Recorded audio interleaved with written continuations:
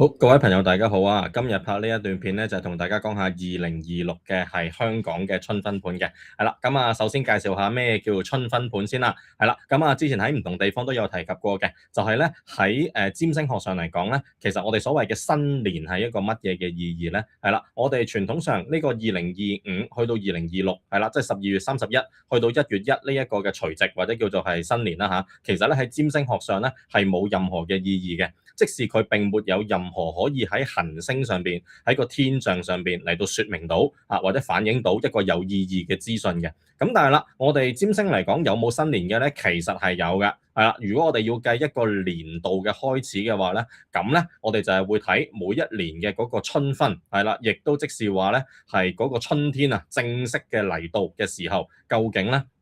係喺幾時？係啦，咁咧用太陽嘅曆法嚟到去講咧，亦都即是講緊太陽踏入白羊座嘅零度嘅嗰一刻，係啦，咁樣，咁咧我就為之咧叫做係一個嘅係占星嘅年度嘅開始，係啦。咁當然啦，占星學上有所謂嘅兩分兩至，係啦，即是係春分啦、秋分啦、夏至同埋冬至呢四個咧，其實係講緊將一年劃做四個唔同嘅係階段嘅。咁但係啦，喺呢四個嘅入邊咧，春分由於係年度嘅係第一個開始，亦都係講緊春天嚟到啦嘛，係啦，萬物咧就係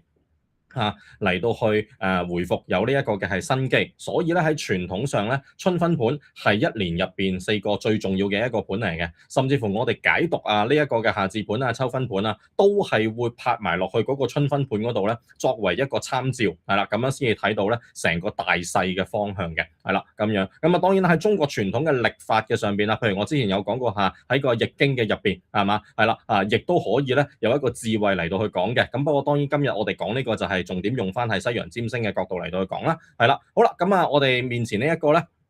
就係一個嘅係春分盤，係啦，咁要做個説明嘅春分盤咧，其實全世界都係喺個行星組合上咧係一樣噶啦，因為太陽踏入白羊座嘅嗰一刻咧，其實係即係成個地球都係嗰個係時間嚟嘅，OK 係啦，咁但係啦，就係由於唔同地方嘅嗰個經緯度嘅不同咧，係啦，以至於咧會影響咗佢嘅上升點同埋嗰個嘅後天嘅宮位嘅嗰個係有個分別喺度，係啦，咁所以咧，我哋如果係講春分盤嘅話咧，其實一定係需要講明呢一個係邊個地方嘅春分盤，係啦，咁樣嘅話咧，我哋嚟到參照嘅東西咧就會係比較準確嘅。係啦，咁所以我哋而家眼前呢一個咧，係一個係香港嘅春分盤嚟嘅，係啦咁樣。咁我哋係以下咧就分幾個係階段嚟到去説明呢個春分盤嘅一啲嘅係特點啦，係啦，同埋咧同我哋嘅關係啦，再然後啦就講下啦香港春分盤嘅一個特性啦，係啦，喺正式入去講呢個春分盤之前咧，係啦，今年嘅呢一個嘅係春分咧，其實有一個好重要嘅背景喺度嘅，係啦，咁其實喺占星界咧呢個係一個大事嚟嘅，係啦好多唔同嘅占星師咧都有就住呢一樣嘢咧嚟到去發表過一啲嘅係論説㗎啦，就係乜嘢咧？就係咧太陽踏入白羊座零度就年年都會，但係喺呢個大背景底下咧，我哋係有另外一啲重要嘅事情發生緊，就係乜嘢咧？就係土星同埋海王星現在亦都同時係喺白羊座嗰度嚟到去合相嘅。OK，係啦，而其實呢一件事係幾耐之前發生咧？係冇耐之前嘅啫，係1個月之前嘅啫。咁如果我哋睇翻係啦，呢一個嘅發生喺上個月嘅啫，啱啱好1個月之前係啦嘅時間嘅話，呢一個嘅係海王星同埋係土星係啦，就同一時間就係喺白羊座嘅0度嘅嗰一度。OK，係啦，對上嗰個月咧，其實佢哋係一齊踏入咗白羊座，並且係唔會翻轉頭嗰種，係啦。海王星踏入白羊座係上年已經有發生過㗎啦，咁但係咧由於佢會逆行嘅關係，咁我哋通常咧就會用嗰個正式踏入，唔會再翻轉頭嘅時間作為嗰個嘅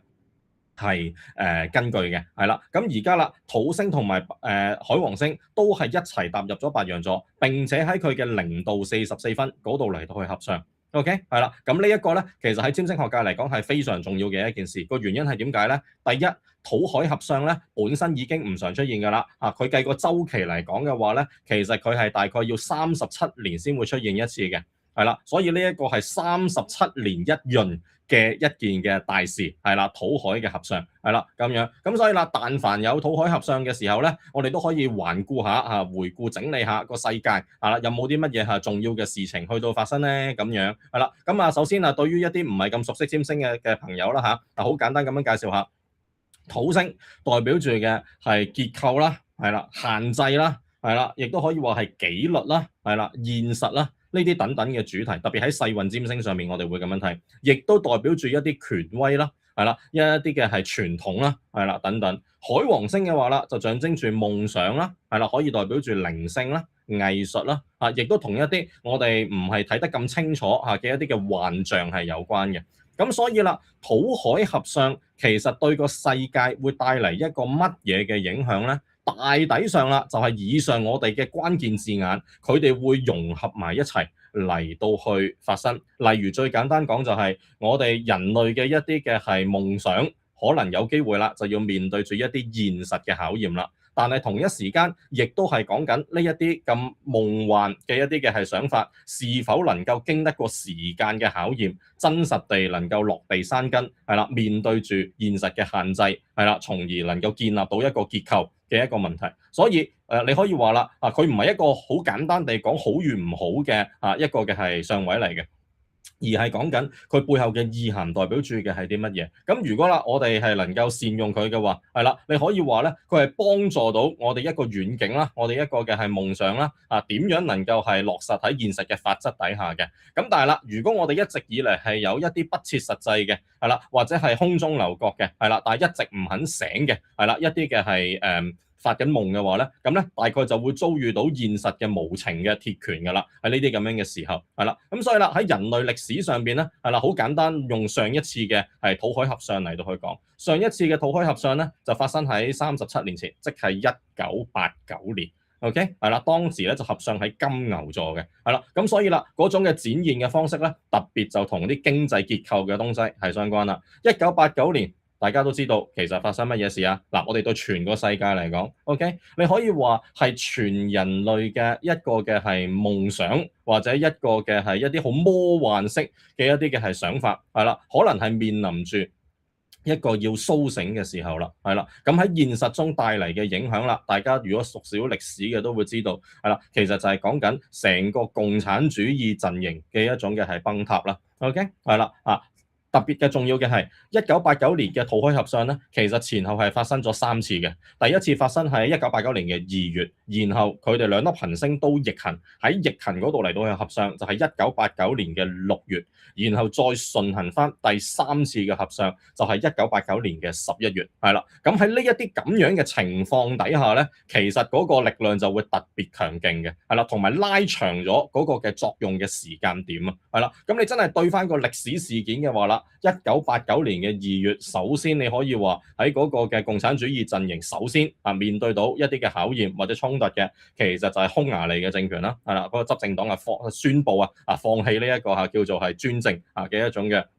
係管治啦，係啦，然後波蘭亦都宣布係踏入呢個嘅改制。OK，呢個係2月嘅時候嘅情況，係啦，咁然後啦，去到6月啦，係啦，咁大家應該都幾熟悉㗎啦，中國就發生天安門事件啦，係啦，咁喺世界各地啦，亦都一石引起千尺浪，係啦，咁然後呢一股咁樣嘅潮流，直到去11月顯化出嚟啦，就唔同嘅地方都有一啲嘅效應所出現啦，例如11月如果計個時間對得最應嘅話，大家就會知道就係柏林圍牆嘅倒下，東西德宣布嚟到去統一，亦都象徵住呢一個嘅係東德嘅共產主義陣營嘅倒台啦，係啦，然後保加利亞嘅嗰個管治者係宣布辭職啦，11月嘅時候，再帶動住嘅就係捷克有所謂嘅天鵝絨嘅革命 ，OK， 係啦，以至於成個東歐係啦，包括係後來係羅馬尼亞係啦、南斯拉夫係啦，頭先提過嘅匈牙利波蘭等等，最後收結嘅就係蘇聯嘅解體。OK， 係啦，咁呢一個咧就係喺1989年嘅時候，係啦，我哋嗰個土海合相，你如果對應落去一個歷史事件同埋占星嘅學説嚟講嘅話咧，係可以用一個咁樣嘅角度嚟到去理解嘅。當然係啦，實際上對每個唔同地方同埋每個唔同嘅個體嘅影響，我哋就要睇翻呢一個盤同佢個人嘅盤或者國家嘅盤係啦，究竟係有啲乜嘢嘅關係？ OK，係啦，如果特別係講緊對共產主義陣營嘅影響嘅話，係啦，又或者你話點解我哋中華人民共和國可以避得開咧，北韓可以避得開咧？係啦，呢啲咧就係好深入嘅世運占星嘅主題。OK，有機會我哋喺其他地方可以再講。係啦，咁但係啦，用翻頭先我哋土海合相嘅嗰個角度嚟到去講嘅話嚇，係啦，你會見得到啦，其實就係講緊如果喺人類歷史以嚟，OK，係啦，接近係100年左右真係呢一個嘅係共產主義喺呢一個嘅人類嘅現實嘅歷史嘅入邊係啦嚟到去創立一個嘅係政權係啦，然後係啦曾經咧帶俾人類咧係一個嘅希望嘅係啦，一個資本主義嘅係反抗啦係啦，一個人類更美好嘅將來嘅一種嘅可能性啦。OK 係啦，然後特別係對於西方嘅係社會嚟講，我成日都講係嘛有一段時間對好多知識分子嚟講係啦，呢個東方係啦包括係東德蘇聯啦中國呢啲等等其實係代表住一種好進步嘅觀念啦，一種左派嘅夢想嘅天堂啦。OK 係啦，喺60、70年代冷戰時期嘅時候係啦，其實佢哋係非常褒揚甚至乎係譬如毛澤東嘅文化大革命呢啲等等係啦咁樣咁但係啦，去到89年嘅時候啦，大抵上即係包括好多嘅原因嘅緣故係啦，呢一個夢咧大家要睇清楚呢一個現實啦，特別係當面對一啲嚴重嘅經濟問題嘅時候。OK 係啦，咁樣土海合相在金牛座咧，1989年為人類帶嚟嘅可能就係一個咁樣嘅東西。仲有佢唔係當刻發生就發生完嘅，通常呢啲咁強烈嘅相位咧係有餘波嘅，係啦，係講緊往後嘅3、5年係啦，都繼續喺嗰股嘅能量底下。但我哋追翻嗰個源頭嘅種子，你可以話啦，就係由嗰個咁強烈嘅相位嚟到去帶動起上嚟嘅。OK 係啦，咁但係啦，其實去到2026年啦嘅時候啦，呢一個土海合相咧就發生喺白羊座嘅嗰一度喎。OK 係啦，白羊座都唔係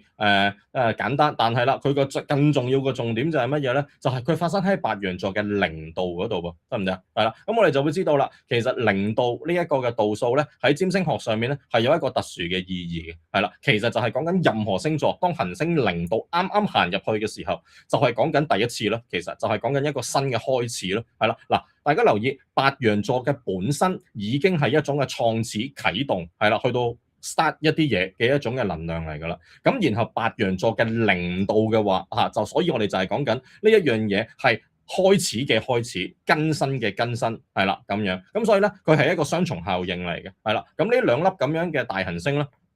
一齊喺0度嗰度合相咧，好老實講係啦，喺人類歷史上咧，我 check 個星曆表咧，我都唔係好 sure 對上一次係幾時㗎啦，我懷疑係上千年之前㗎啦，係啦對上一次土海合相在白羊座咧係1703年，我查到係啦，我 check 咗300幾年嘅星曆表係啦咁樣樣，咁但係啦，佢嗰次嘅合相就喺白羊座嘅中間嘅位置嘅，係啦，即係唔係咁開頭嘅，係啦，咁如果土海合相又碰啱係喺白羊座嘅0度咧，係啦，即係唔好話我哋今生今世都只會經驗到一次，係啦，恐怕人類幾千年嘅歷史嘅入邊咧，係啦，可能要數到上萬年嘅歷史先有上一次㗎啦。OK，所以我可以肯定咁講啦，呢個係一個對成個世界嘅一個嘅大嘅一個係更新嚟嘅，可以話係。並且用一個乜嘢嘅方式用土星嘅方式，用海王星嘅方式，呢兩樣嘢一齊拼合埋一齊。OK，咁所以啦，人類集體地，我哋就要準備好去問一個問題啦，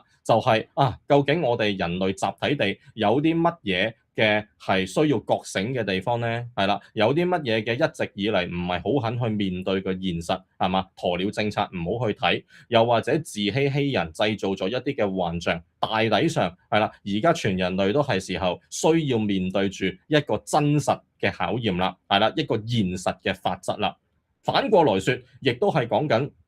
我哋全人類有冇準備好去到迎接一個真正嘅新嘅開始咧？係啦，定還是我哋又係逃避現實？係啦，唔係好想去有呢個新嘅開始，好想去沉溺喺過去我哋嗰個已經唔存在嘅某一種嘅我哋嘅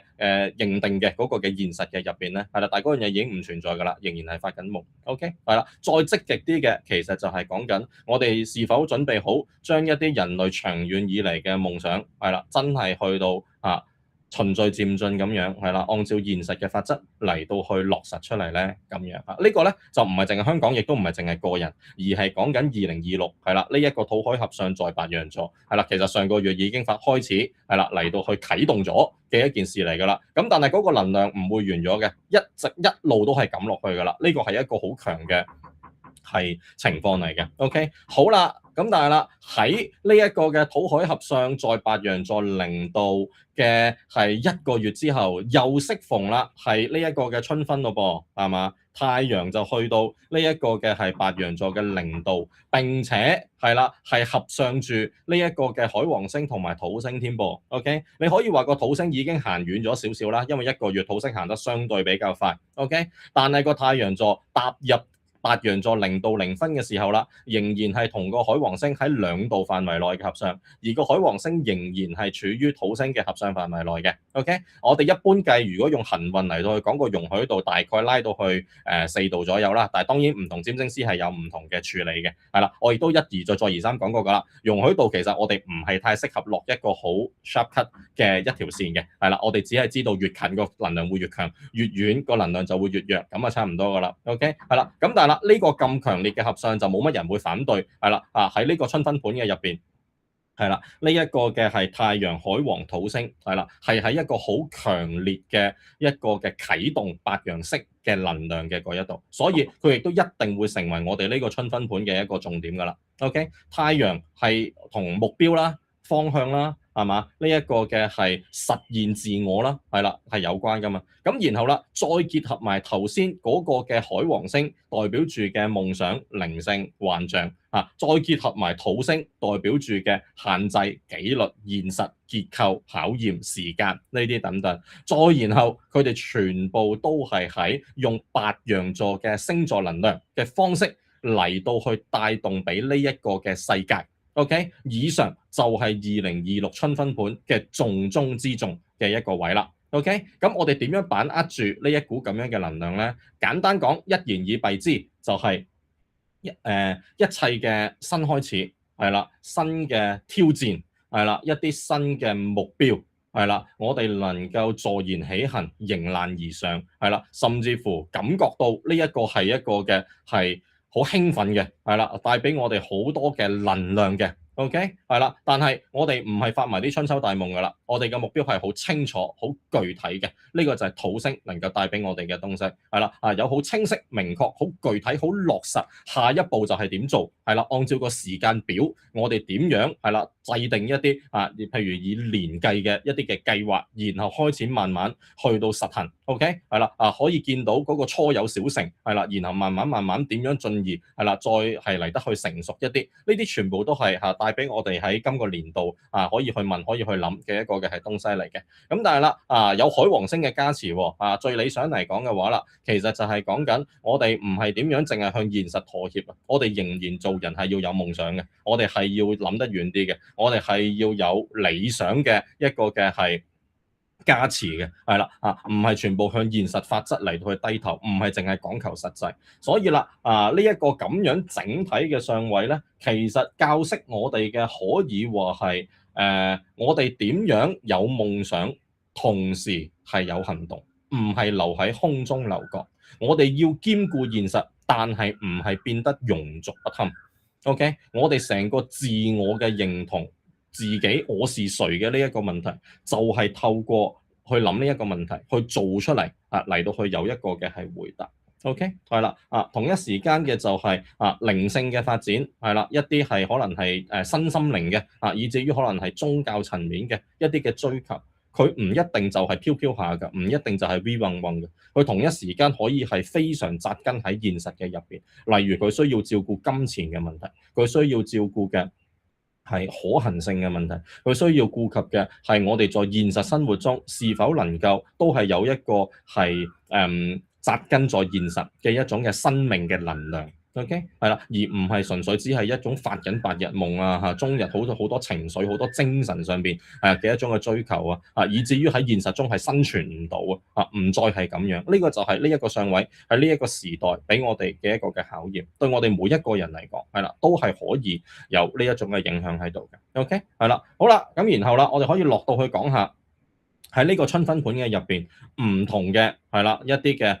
仍然都喺度嘅一啲嘅係重點啦。第一，我哋會睇得到，OK，水星仍然係處於一個逆行嘅狀態嘅。OK，係啦，雖然佢已經係去到水星逆行嘅尾聲，係啦，甚至乎佢喺呢個狀態底下咧，其實已經係一個停滯嘅狀態，係啦，幾個鐘頭後佢就回復翻順行㗎啦，但係始終佢仍然係歸類為一個逆行嘅狀態，係啦，雖然佢逆行都要睇階段嘅，有陣時逆行嘅速度係比較高，有陣時係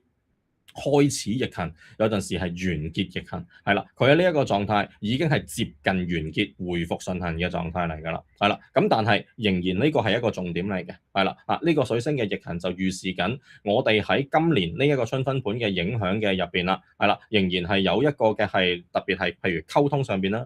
表達上邊啦，係啦，一個嘅係阻滯喺度，係啦，又或者簡單講嘅就係唔能夠咁心急。係啦，我哋必須要將嗰件事係放慢，係啦，佢成個能量上係啦，唔係喺一個最差嘅狀態，但係佢始終唔係最順暢嘅狀態，係啦，我哋要稍作提醒嘅就係、任何係啦以上嘅嗰個太陽、海王、土星嘅一啲嘅係白羊式嘅主題，OK，當然啦，白羊就係叫我哋唔好諗咁多，諗到就做。OK，一往無前，好有衝勁嘅，係啦咁樣。但係水星啦，就係同思考有關，同表達有關，同溝通有關。而喺呢一個狀態底下啦，水星處於一種逆行回復順行前嘅一種嘅係停滯嘅話咧，OK 係啦，大抵上啦，我哋需要特別留意嘅就係喺以上種種係啦，有冇機會出現一啲係啦溝通上邊嘅一啲嘅係主題咧，係啦，或者係一啲嘅困難咧，OK 係啦，喺我哋好秉持住一種白羊式嘅能量嘅時候啦，係啦，溝通往往就變得係特別容易係出現誤會嘅，係啦，咁啦，水星嘅呢個嘅逆行嘅狀態咧，的確係會加強咗呢一種嘅狀況嘅，咁所以啦，你可以咁講咧，就係整體地講，特別同水星相關嘅主題咧，喺今年度啦，都仍然係要特別小心。OK，係啦，係要特別小心對成個人類嚟講都係咁呢個係呢個盤入邊嘅係第一個重點，係啦，咁樣。咁餘下嘅係啦，我哋就會睇下啦，特別係因為春分盤同太陽有關啊嘛，OK，係啦，咁同太陽有關，太陽有冇啲咩特別嘅相位咧？咁樣除咗嗰個嘅係海王同埋土星嘅合相之外，咁你就會睇得到啦，佢同呢一個天王星係有個合相喺度嘅，OK，係啦，係咪所以有個6分相喺度？係啦，呢一條線。係啦，當然個天王星係喺金牛座嘅，就唔係最順喺雙子座，係啦，咁所以咧係一個天王星28度，係啦，咁同佢有1度半範圍左右，係啦嘅一個嘅係6分相，OK，係啦，咁所以啦，我自己會覺得呢個對於頭先嗰個嘅係白羊座嘅能量會係一個相當好嘅加持嚟嘅，因為天王星係講緊一個嘅改革者啦，係啦，講緊一種嘅係進步啦，講緊嘅係一種嘅係新嘅角度啦，嚟到去睇係啦，唔同嘅東西係啦，咁樣咁所以啦，水星嘅逆行，天王嘅6分呢一個嘅太陽，整體地咧都相當支持緊一啲嘅新觀念，或者係一啲嘅係新嘅睇法。係啦對於呢個成個世界諗嘢嘅方式，OK 係啦，我哋可以好有實驗性嘅，好有原創性嘅，甚至乎係人類歷史上從來都冇係咁樣諗過嘢嘅，OK 係啦，咁你對應而家個世界發生緊嘅事啦，可能係同人工智能嘅發展啦，係啦，成個科技嘅嗰個嘅係帶動緊嘅東西啦，係啦，都係帶緊俾我哋一啲新嘅視野，OK 係啦，咁所以啦，我哋對於個人嘅計劃甚至乎係一個社會嘅一個發展方向嘅制定啦，似乎都可以有一個新嘅諗法嚟到去相輔相成啦，可以話係，但係當然6分上係需要我哋去把握嘅能量嚟嘅，係啦，6分就係講緊佢係一個機會啦，俾我哋有一個學習喺度啦，係啦，但係你唔特別去用佢，唔特別去把握佢嘅話咧，係啦，咁咧佢亦都等於唔存在嘅啫，係啦，咁所以呢一個咧係特別可以係強調下嘅，係啦，咁呢個咧就係成個春分盤係啦嘅一個基本嘅特性，對全人類都適用。OK，當然有一個好麻煩嘅問題嘅，就係南半球咧就唔係春分嘅，係啦南半球就係秋分嚟嘅，係啦，咁呢個係一個好麻煩嘅主題，咁我唔喺度講啦，有機會喺其他地方講。好啦，咁但係啦，就去到關我哋香港事啦。OK，係啦，呢個盤咧，我哋喺唔同地方嗰度開咧，係啦，嗰啲行星嘅組合係一模一樣嘅，度數上位嗰啲全部一模一樣嘅，唯有一樣嘢唔同，就係個上升點，亦都即是嗰個宮位會唔同咗，係啦。咁我哋啦就特別可以睇下，係啦，因為我主要嘅係聽眾都係香港嘅朋友啦，OK 係啦，咁對我哋香港，對我哋在香港生活嘅人啦，係啦，咁我哋預咗有一個點樣嘅體驗咧，OK 係啦，嗰個影響會喺邊度咧？咁我哋主要就睇幾樣嘢嘅，第一我哋就睇下呢一個嘅太陽，OK 嗰個所謂嘅春分發生嘅地方係啦，白羊座發生嘅地方喺嗰個宮位係第幾宮？咁我哋就會發現啦，喺第四宮。OK，係啦，咁樣喺世運占星嚟講啦，第四宮其實代表住嘅係啲乜嘢咧？OK，係啦，佢可以同好多嘢有關嘅，例如係一個地方嘅佢嘅係土地啦，係啦，佢嘅一啲嘅係國土啦，係啦，一啲嘅係佢嘅根源啦，係啦，實際即是話佢嘅係傳統啦，佢嘅文化啦。OK，係啦，佢嘅歷史啦，係啦，佢嘅房地產啦，都可以歸落去佢嘅第四宮嘅嗰一度嘅，係啦，亦都同佢嘅安全嗰啲嘅東西係相關嘅，係啦，真係講國家安全啊嗰一啲。咁樣，咁所以啦，如果用呢一個角度嚟到去理解嘅話，係啦，呢個春分盤嘅入邊，水逆在第四宮，火星在第四宮，太陽與海王星合相在第四宮，OK，係啦，咁對香港嚟講，呢一個2026嘅年度咧，係啦，你真係講最直接嘅話啦，係啦，地產啊，係啦，呢一個嘅係土地啊，係啦，呢一啲會係一個主題嚟嘅。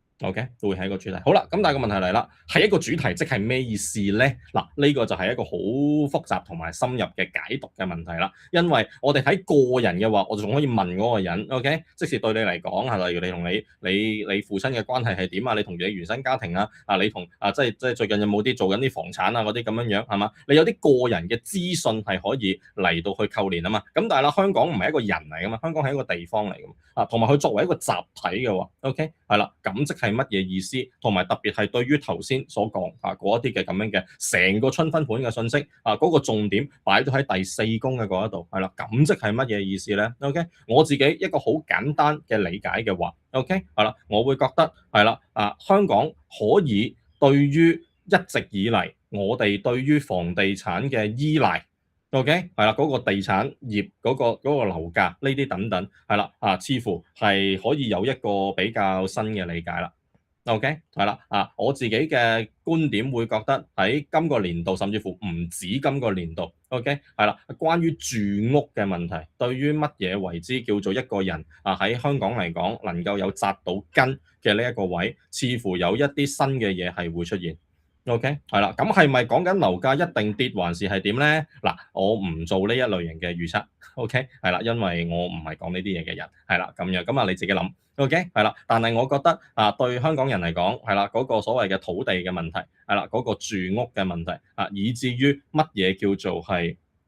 安全嘅問題，甚至乎第四宮好多時亦都會牽涉到嘅就係我哋嘅根源、我哋嘅歷史，我哋究竟係一個點樣嘅一種嘅係源頭。OK，嗱，當然問我是誰係好多個宮位都可以問嘅，第一宮可以問，第二宮又可以問咁樣樣，係啦。但係第四宮嗰種嘅問法就係從我哋嘅歷史、我哋嘅根嗰度嚟到去問起。OK，係啦，咁所以啦，我覺得呢個係第二個重點嚟嘅，除咗頭先講房屋嗰啲之外，係啦，就係對於香港人究竟係乜嘢人咧？我哋係邊個咧 ？OK，係啦，呢一啲咁樣嘅類型嘅問題，特別同香港歷史相關嘅等等嘅東西咧，係啦，今個年度似乎係啦，都有機會係有一啲比較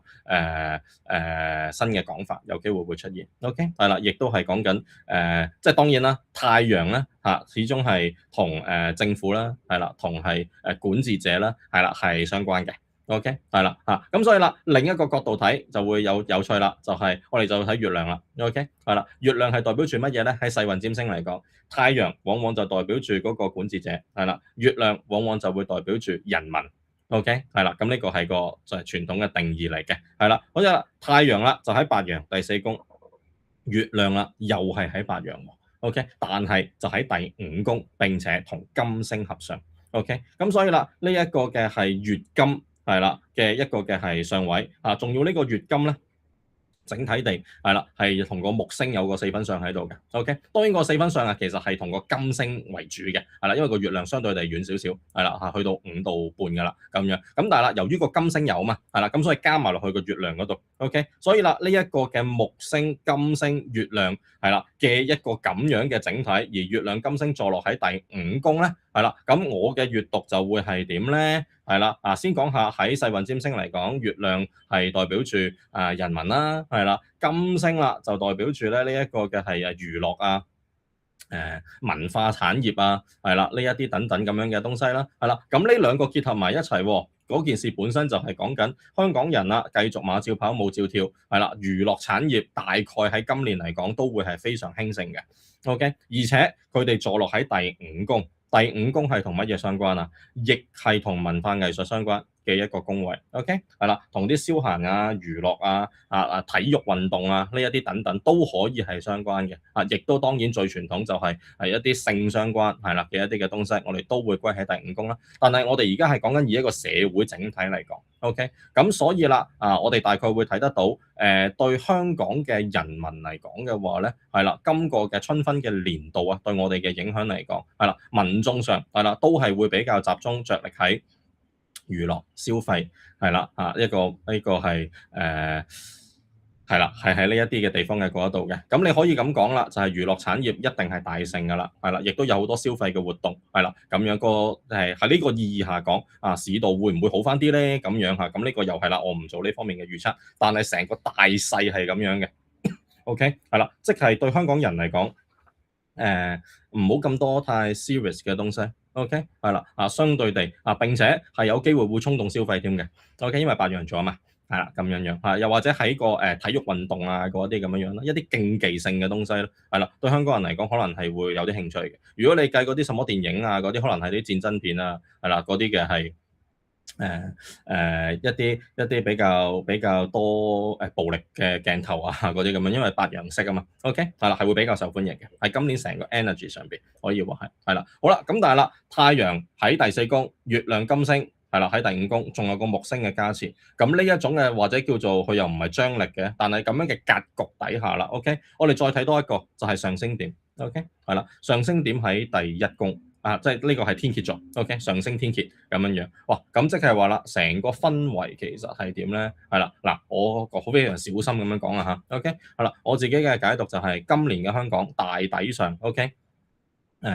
好多喺底層嘅東西會發生。係啦，即係我哋眼唔見嘅，係啦，喺台底嘅，係啦，喺一啲暗流底下嘅，好多權力嘅運作嘅，係啦，好多嘅係利益嘅等等嘅一啲嘅係拉扯嘅東西，係啦，有啲係唔係咁見得光嘅，OK，係啦，大體上係咁，係啦，而呢一啲嘢對政府嚟講係同咩相關咧？係啦，係同個地產界有關，OK，亦都同搞一搞我哋香港人嗰啲嘅歷史身份認同啊，係啦，國民教育啊嗰啲咁樣嘅東西啦，我估係啦，咁有機會相關，係啦，佢哋會好有意識地係啦，好想去喐嗰啲嘢，甚至乎係會帶嚟一啲比較新近嘅睇法嘅，OK，即係之前從來唔係咁諗，唔係咁講嘅，係啦，咁而家有一啲新嘅嘢出爐，係啦，咁樣樣，係啦，咁但係啦，人民啦就點咧？係啦，相對地啦，就呢啲嘢唔好諗咁多啦，係啦，馬照跑，舞照跳，OK，係啦，睇多套戲，係啦，唱多首歌，係啦，咁繼續將個心思意念精神係啦，投放喺個娛樂產業嘅嗰一度，OK，係啦，咁樣樣，咁但係同一時間係啦，娛樂產業亦唔係同頭先講嗰啲嘢冇關嘅，OK，係啦，香港嘅文化嘅生命力，從來係啦，香港人係邊個？係我哋喺邊度嚟？係啦，從來係同我哋嘅娛樂事業係分唔開嘅，OK，係啦，呢個即係。有歷史以嚟都係㗎，係啦咁樣咁呢一個作為一個整體嘅係格局同埋氣氛，OK 係啦，咁睇下大家之後覺得點啦，OK 係啦咁樣，好啦，咁到最後啦，講翻啲個人化少少嘅東西啦，係啦，即係如果啦，我哋作為一個即係個體啦 ，OK 係啦，面對住一個咁樣嘅係一個嘅係時勢，係啦，一個咁樣嘅春分盤，同我哋個人嚟講有啲乜嘢嘅關係咧？咁樣咁當然呢個就一定啱嘅，就係真係要仔細俾意見咧。其實就係要各自係要睇大家個盤嘅，OK 睇幾樣嘢啦。第一就係嗰個春分嗰個圖喺你個盤入邊同你嘅本命盤有啲乜嘢嘅關係啦，有啲乜嘢嘅互動啦，呢個係第一啦。第二嘅就係究竟你自己目前嘅人生嗰個星盤嘅行運大概係去到一個乜嘢嘅狀態咧？咁樣樣咁呢個我哋要做一個好仔細嘅閱讀先能夠答得到嘅。OK 係啦咁所以啦當然係大家可以揾我係睇盤啦，係啦咁但係啦，如果係 overall 地俾一啲嘅係好概括性係啦，我哋點樣善用係啦呢一個嘅係意見係啦，特別係同我哋嘅係個人嘅成長有關嘅話 ，OK 大抵上啦今次呢一個春分，再加埋頭先講嘅嗰一個嘅係海土合相係啦，對我哋嚟講都係一個大問題㗎啦，就係我哋是否有能力去將我哋嘅夢想去帶入去現實。OK，係啦，咁所以啦，我哋把握住呢一個嘅星座嘅能量，呢一個幸運嘅係力量嘅話咧，其實我哋呢個階段咧係非常適合做一個目前嘅整理嘅。OK，係啦，第一嘅就係究竟我哋有啲乜嘢嘅夢想咧？喺我哋而家人生嘅呢一個階段嘅入邊，OK，我哋想成為一個點樣嘅人咧？我哋 dream for 啲乜嘢咧？OK，呢個係要坐低可以稍稍嚟到做一個嘅係整合嘅，得唔得？係啦，係啦，好啦，但係第二樣嘢啦，我哋同一時間我哋要面對一個問題，就係我哋面對緊一個乜嘢嘅現實上面嘅限制。OK，係啦，現實既係一個限制，同一時間對我哋嚟講係一個保護，佢係幫助緊我哋落實所有嘢嘅。OK，係啦，如果唔係你夢想你自己識飛，你就跳落街咁樣樣，咁呢個就會造成悲劇嘅。係啦，現實嘅限制就係你係唔識飛嘅。OK，你可以你有個想飛嘅夢想，但係現實中你係唔識飛嘅。呢兩樣嘢夾埋一齊，所以係啦，你唔係坐喺度灰心啊、失望啊，點解我唔係隻雀啊嘛？係咪啊？有啲好具體嘅嘢，譬如你係咪要去學跳傘咧？OK，啊，你係咪去考個飛機師嘅牌照咧？OK，又或者飛對你嚟講，其實係咪真係講緊物理地飛就係飛咧？還是唔係？其實佢係一個象徵嚟嘅，象徵住一種嘅自由。所以你嘅夢想其實唔係飛，係啦，而係一種嘅自由。但係個自由又係講緊乜嘢意思咧？係啦，我哋就需要透過現實嘅法則嚟到好具體咁樣嚟到去檢視佢。OK，所以呢一個階段啦，點樣去到整合海王星嘅主題同埋土星嘅主題，亦都即係講緊夢想與現實嘅能力。OK，係啦，另外啦，近期好多。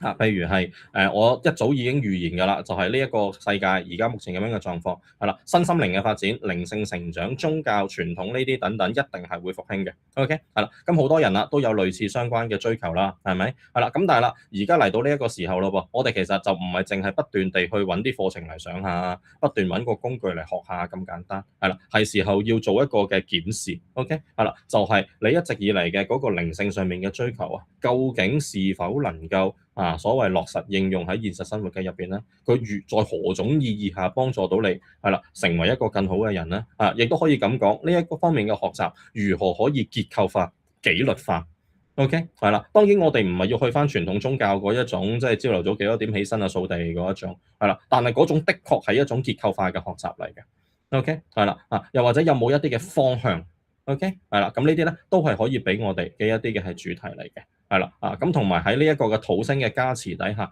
的而且確係嘅一啲係靈性工具入邊，特別係講緊一啲比較容易飄起咗嘅東西咧，係啦，係有機會面臨一啲好嚴酷嘅考驗嘅。OK，係啦，咁近呢個星期希塔療癒好似出咗啲事啊嘛，大家如果有即係上開網嘅話，係啦，咁呢個大抵上呢一類型嘅東西都係有機會。出現類似嘅狀況㗎啦，因為呢個係海土合相嘅一個嘅係力量嚟嘅。OK，係啦，反過來説就係一啲比較有傳統、有歷史根據。OK，係啦，有結構嘅一啲嘅係工具咧，相對地會實際一啲。OK，冇咁易衝得冧。係啦，咁占星當然係啦，易經當然係啦，塔羅都當然係啦。OK，係啦，就係咁啦。好啦，咁另外啦。就係譬如我哋點樣變得係能夠兼顧到照顧到個現實嘅法則，同一時間啦，我哋又係能夠比較有 vision 嘅，OK，即係我哋所謂係即係仍然係有遠見、有夢想嘅，OK，係啦同埋啦白羊式其實亦都係講緊我哋點樣去懂得為自己採取行動，OK，係啦，好多嘢你唔係淨係坐喺度諗啊，唔係淨係計劃嘅，唔係淨係 dream 嘅，係啦，而係我哋要即刻有行動。OK，但係嗰個行動又唔係莽撞嘅，OK，係要好有火咁樣樣，得唔得？係啦，甚至乎係一股好憤怒啊，OK，我唔要再係咁啦，係啦，有一種咁樣嘅力量喺度嘅，然後你講出嚟，OK，係啦，咁所以我而家就要點，係啦，咁有個目標，咁就去，係啦，咁都係咧，對我哋個人嚟講，係啦，非常適用嘅一啲嘅係呢個時期，OK，係啦，呢幾日啦咁樣樣嚟到去為自己定下一啲嘅目標同埋方向嘅，OK，係啦，好咁再一次啦，大家有興趣可以揾我解盤，係啦，占星心理學亦都係會定期開嘅，咁今年係會開新班嘅，係啦，有興趣嘅可以向定我留名，係啦，咁我儲夠人數即管先至再公佈，OK，好，今日同大家就講到呢一度啦，再見。